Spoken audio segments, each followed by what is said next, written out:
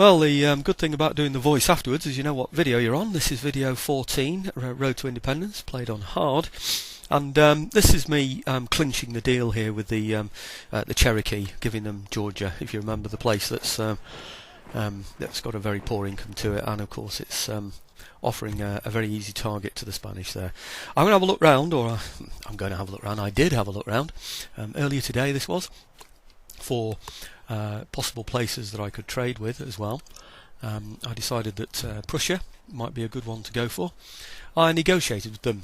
I came up with one price. I can't really see the price on there because the screen that I view this on when I'm doing the voiceover is really quite small, but I came up with a price and they wanted more, so I came up with something between the two. That's what it was. I seem to remember I had about £400 in the pot and I offered them £250. They wanted £350, so I went for £300, something like that anyway. So, but the main thing is we got the trade agreement. I show how much it's worth, I think, sometime after this. I think it's worth quite a lot, actually. It's worth something like about 900 per turn, which is a really, really good deal. Here's me renegotiating. So this is all really because I'm thinking, well, I've lost an area. How can I regain a bit of income? I will be using those troops I've taken from this area, by the way, because it will take the Indians quite a long time to build themselves back up there in Georgia. They've got to rebuild the city in their own way, and then they've got to recruit to it. So it's going to be about at least four turns before they've got anything in there. Maybe 5 or 6 before they've got anything decent in there. So I'm just looking down there now. You could see, if you could read it, I'm sure it was about 900 that I was going to get from the Prussians. There are loads of blocked routes there. You can see those flashing as well. So now I've got these. These have been kicked out. When you give a region away, your troops land on the nearest of your own borders. So that's where I am. So I'm just going to pop those into that local town in there.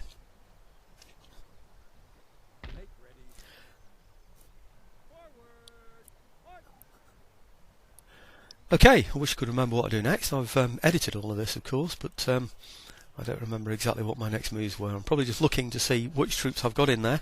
I'm thinking about what I'm going to do with them, because it's a bit of a waste now having all of those troops tied up in there when there's no immediate threat to them.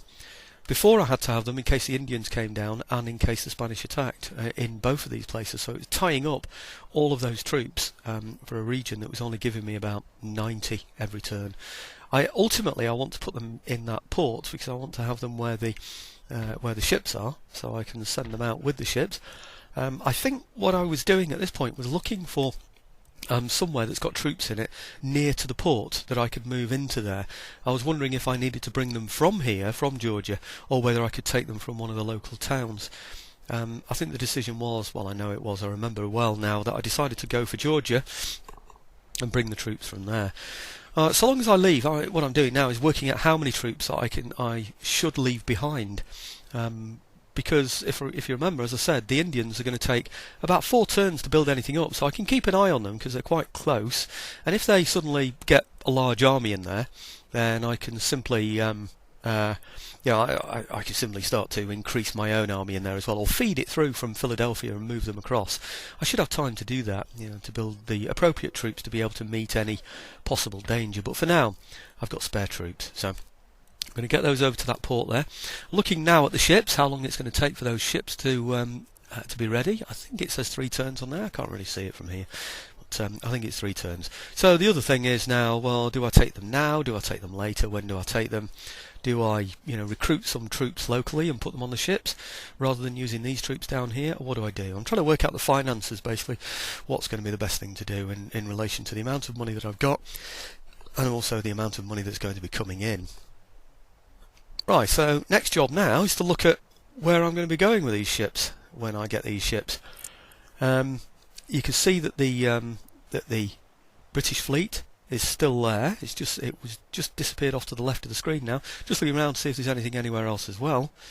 So I'll be targeting that British fleet. That's the one I'll be looking for, thinking, yes, I'm going to have that one. Okay.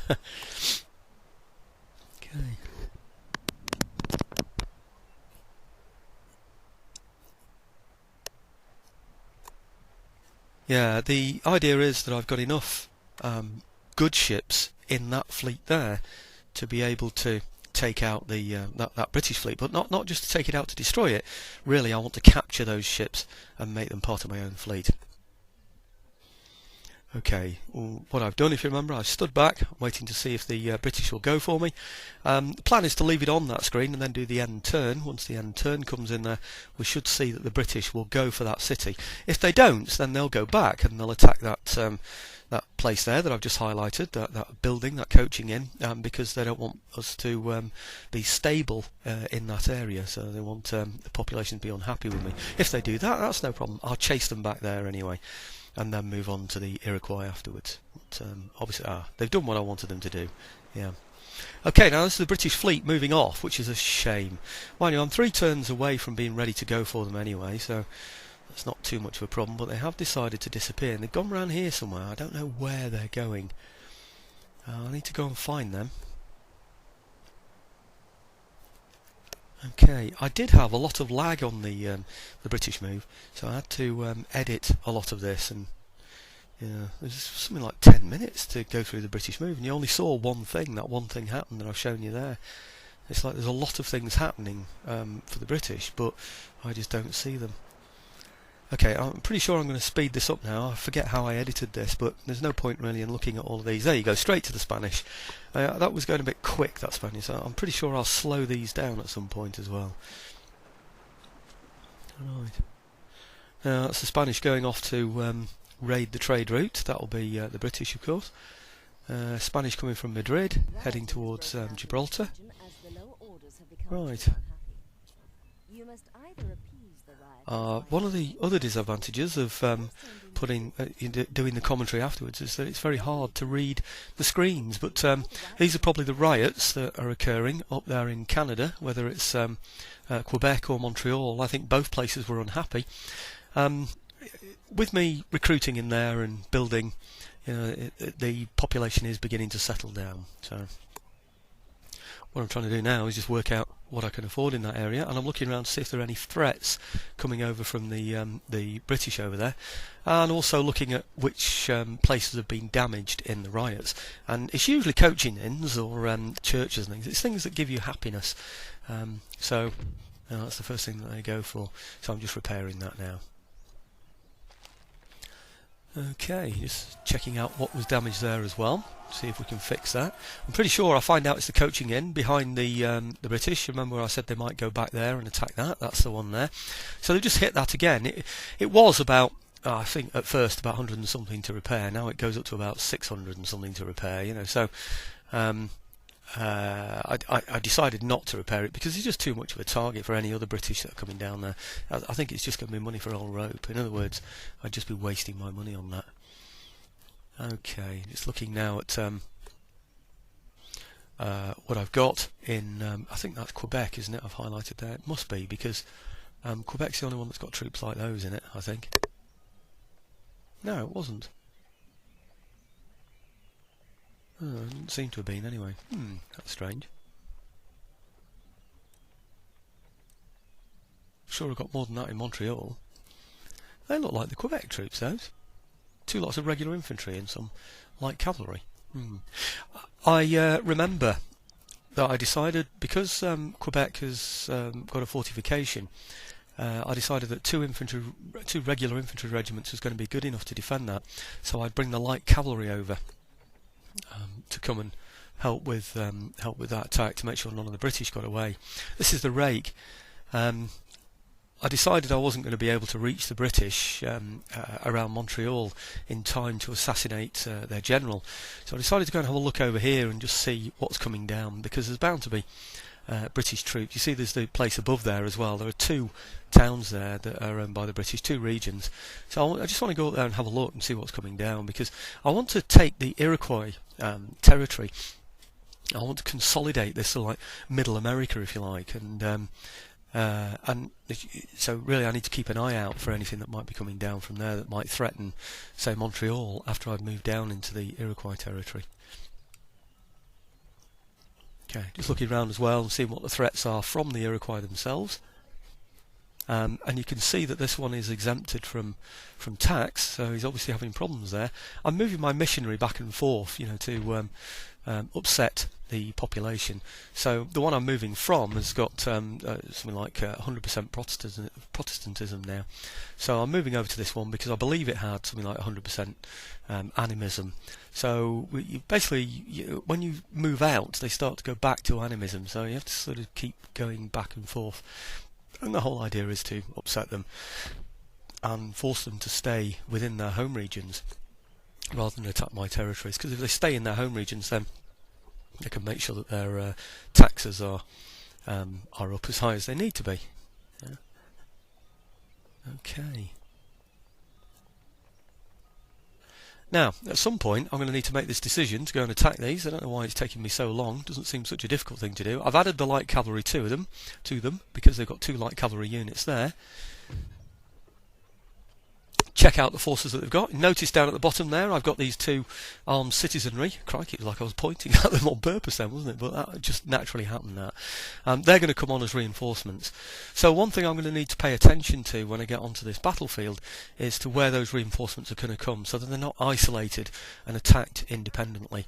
So you'll notice that my troops are coming on from this direction. You'd expect then my reinforcements to come on from the left, because I'm attacking from the right side of the town, you see.